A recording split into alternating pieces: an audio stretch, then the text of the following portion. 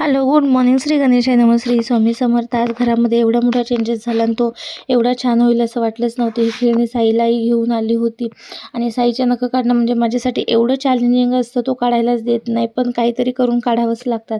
हा पक्षी टेरेसला एवढा जखमी होऊन पडलेला की वाचेल याचाही भरोसा नव्हता, पण त्याला खाली आणून पाणी चारा केल्यानंतर तो हळूहळू बरा झाला आणि संध्याकाळी उडून गेला.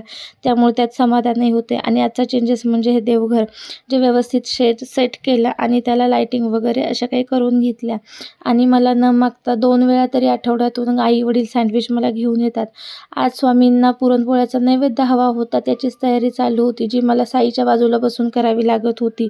नंतर संध्याकाळी आई-वडील आल्यानंतर त्यांनी देवाला असं काही सेट केलं, छान असं डेकोरेट केलं आणि एवढं छान पॉझिटिव्ह वाइब्स येत होत्या ना त्यातून खूपच. नैवेद्य वगैरे दाखवला, आरती केली आणि असं वाटत होतं आज मंदिरात बसलो आहेत एखाद्या. एवढ्या छान वाइब्स येत होत्या ना खूपच आज. आणि घरामध्ये तर खूपच प्रसन्न वाटत होतं. असा होता आजचा दिवस. चलो बाय.